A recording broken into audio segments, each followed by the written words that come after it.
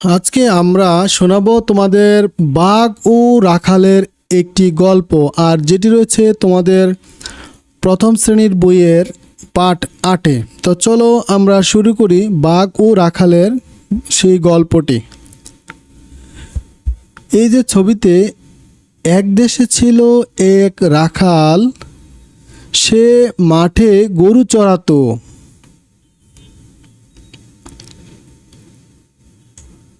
গরু চড়াতো আর বাঁশি বাজাতো, তবু তার সময় কাটতো না।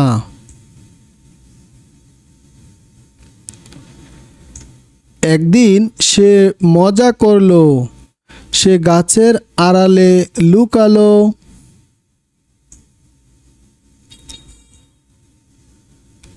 তারপর সে বলল, বাঘ এসেছে, বাঘ এসেছে। গ্রামবাসীরা দৌড়ে এলো। তাদের বোকা বানিয়ে সে খুব মজা পেল। এরকম সে অনেক দিন করলো। গ্রামবাসীরা খুব রাগ করলো। একদিন সত্যি বাঘ এলো।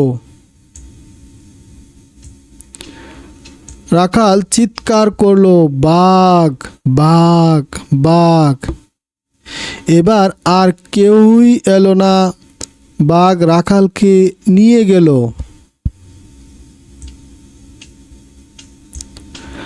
রাখালকে আর খুঁজে পাওয়া গেল না।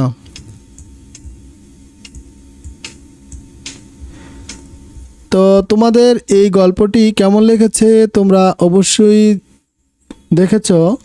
এটি হচ্ছে বাঘ ও রাখালের গল্প, অর্থাৎ এইখান থেকে আমাদের কিন্তু শিক্ষণীয় রয়েছে যে আমরা মিথ্যে কথা বলবো না, অযথাই আমরা মানুষকে হয়রানি করব না। তাহলে সত্যি একদিন যেদিন তুমি বিপদে পড়বে, তখন কিন্তু তোমাকে আর কেউ বাঁচাতে আসবে না।